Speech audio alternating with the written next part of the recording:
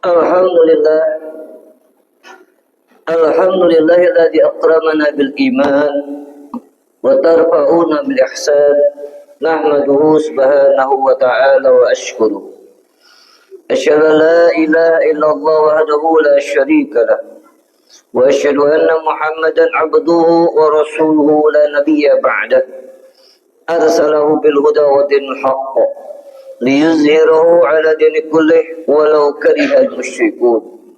Allahumma wa salli wa sallim ala sayyidina wa habibina wa karimina wa zuhrina wa maulana Muhammadin sallallahu alaihi wa alihi wa sallam, amma ba'd. Fa ya ibadallah, usikum wa nafsi bitaqwallahi wa ta'atihi la'allakum turhamun. Ma'asyiral muslimin wa jumlatal mu'minin jama'iyati salatul jum'ah fi hadzal yaum, fa insyaallah mubarakatan indillah. Tiada ada kata yang patut kita ucapkan kecuali puja dan syukur. Senantiasa kita panjatkan kehadirat Allah Subhanahu wa taala, yang mana Allah Subhanahu wa taala masih memberikan kepada kita berbagai macam nikmat, berbagai macam karunia yang teramat besar, yang teramat banyak. Di antara nikmat-nikmat Allah yang besar dan banyak tersebut, ada dua nikmat yang senantiasa kita bermunajat pada Allah, agar dua nikmat ini senantiasa bersemayam menyinari khasanah kalbu kita sampai datang pada kita suatu kematian kelak, yaitu nikmatul iman dan nikmatul Islam. Mudah-mudahan kita menjadi hamba-hamba Allah yang pandai bersyukur akan nikmat Allah dan pandai memanfaatkan akan nikmat Allah tersebut. Salawat serta salam semoga tetap tercurah atas Sayyidil Wujud wa Imamil Wujud Amrutada, baginda Rasulullah sallallahu alaihi wasallam beserta keluarganya dan para sahabatnya.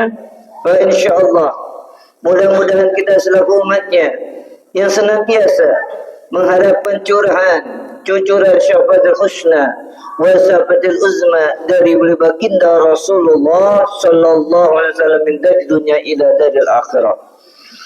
Ma'asyiral hadirin jamaah salat Jumat yang dirahmati Allah, di hari Jumat yang penuh dengan rasa khudu dan tawadhu ini, marilah kita bersama-sama untuk meningkatkan kadar keimanan dan ketakwaan kita pada Allah Subhanahu wa taala.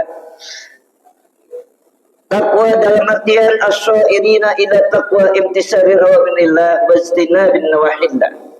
Bertakwa adalah menjalankan segala perintah-perintah Allah yang telah dikhitbahkan atas kita, dan menjauhi segala larangan-larangan Allah yang telah dikhitbahkan atas diri kita, dengan tujuan untuk melakukan ketaatan pada Allah Subhanahu wa taala.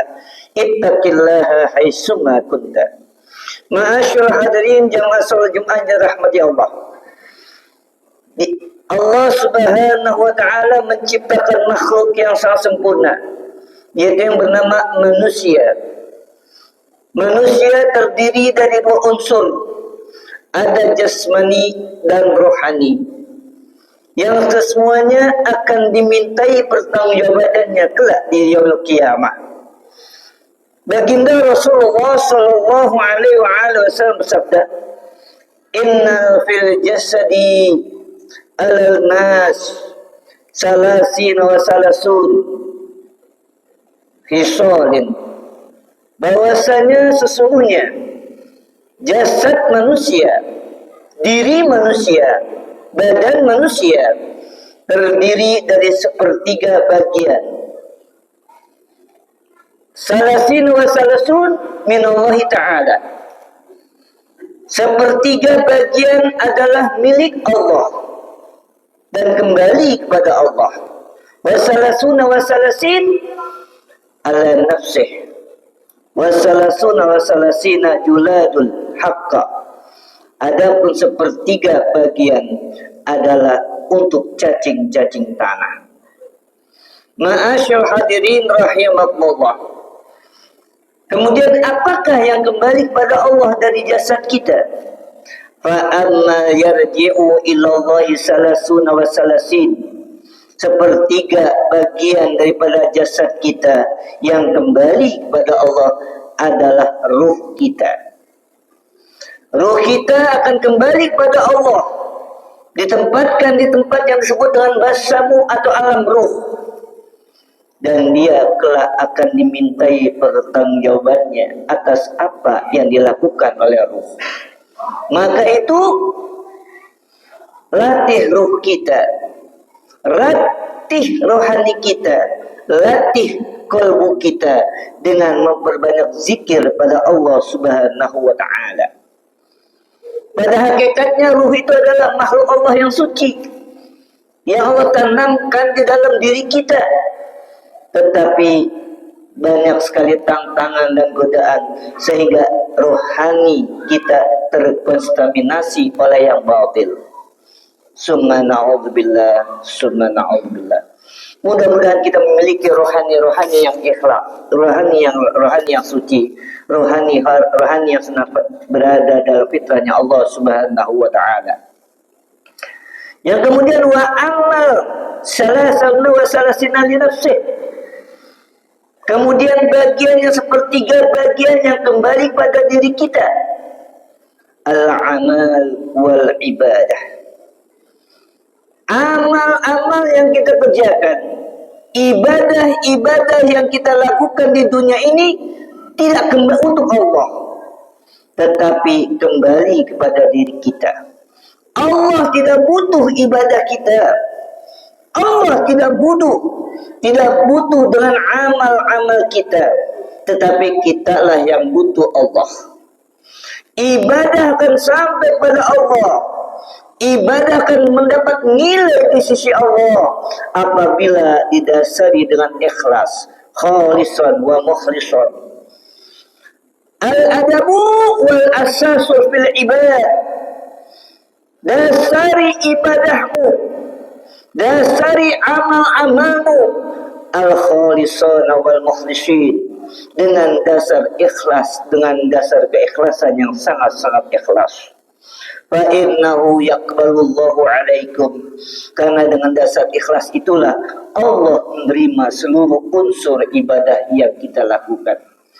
Maka itu tatkala kita berada di dunia ini, bersungguh-sungguhlah kita beribadah kepada Allah. Benar-benarlah kita melakukan amal dengan dasar ikhlas, tanpa pamrih, tanpa ingin dipandang manusia, tanpa ingin memperoleh nilai manusia, tetapi dasari dengan ikhlas, dasari dengan iman.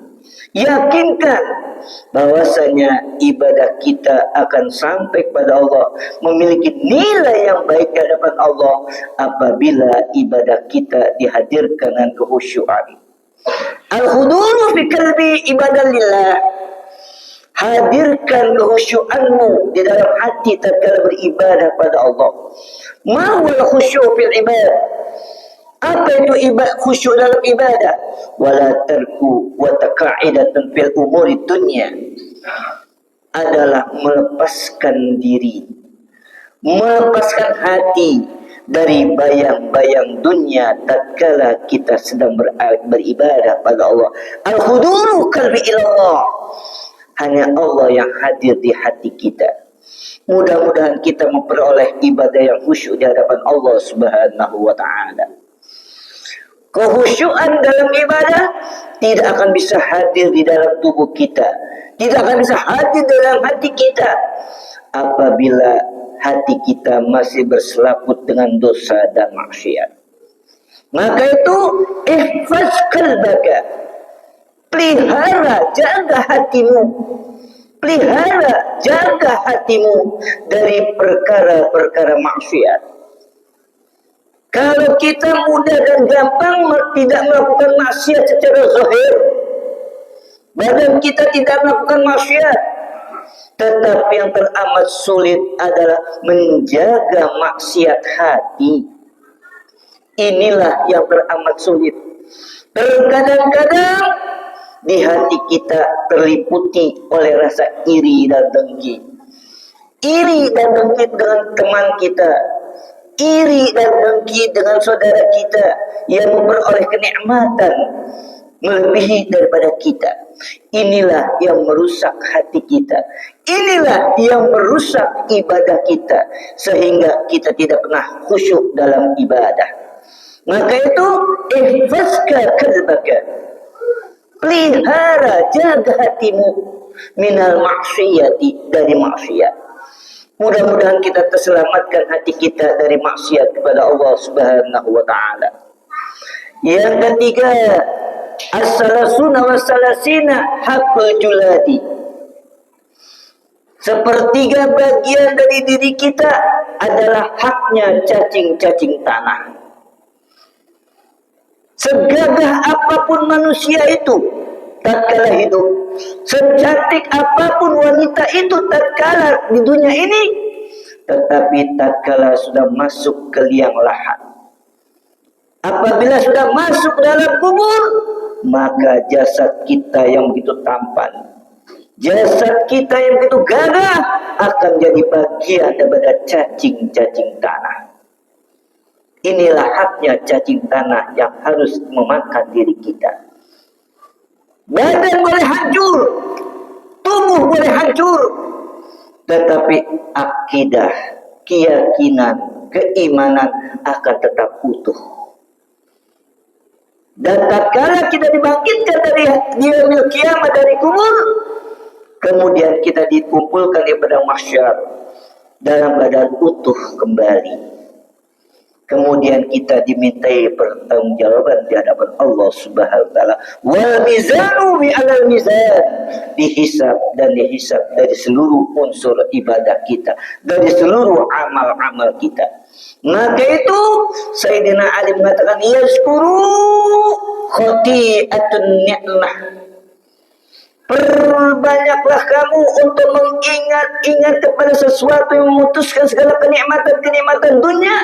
Wa huwal mauta, adalah kematian. Ma'asyiral hadirin rahimakumullah, hanya beberapa golongan manusia yang diharamkan oleh Allah untuk dirusak tubuhnya di dalam kubur. Cacing tanah, belatung, bumi diharamkan untuk merusak tubuh manusia ini. Siapa? Yang pertama, ajsadal aulia, jasadnya para nabi. Sampai kapanpun jasad para nabi tidak akan pernah hancur. Kenapa? Allah haramkan bumi untuk merusaknya. Allah haramkan bumi untuk membusukkan daripada jasad para nabi. Kemudian wa ajsadal aulia, jasad para wali-wali Allah. Kemudian wa ajsadal hafizul Quran wa tahfizul Quran was sunnah. Yang ketiga, jasadnya para penghafal Al-Quran, penjaga-penjaga Al-Quran dan penghafal hadis. Yang keempat, ajsadal mujahidina fi sabilillah, jasadnya orang-orang berjuang di jalan Allah. 4 orang ini yang diharamkan oleh Allah untuk dihancurkan oleh bumi tatkala berada dalam kubur. Mudah-mudahan kita masuk dalam salah satu 4 ini, amin ya rabbal alamin. Maka itu marilah kita bersama-sama kita manfaatkan jasad kita dengan sebaik-baiknya tatkala kita masih berada di dunia ini. Agar apa? Agar kita kembali kepada Allah dalam keadaan suci, kembali kepada Allah dalam keadaan fitrah. Amin ya rabbal alamin. A'udzu billahi minasyaitonir rajim. Bismillahirrahmanirrahim. Wal 'ashri innal insana lafi khusrin illa alladziina aamanu wa 'amilus shalihaati wa tawassaw bil haqqi wa tawassaw bis sabr. Barakal Qur'anil 'azim wa tafa'uni wa iyyakum fiha minal ayati wa zikril hakim wa taqabbal minna wa minkum tilawatahu innahu huwal ghafurur rahim. Allahumma shalli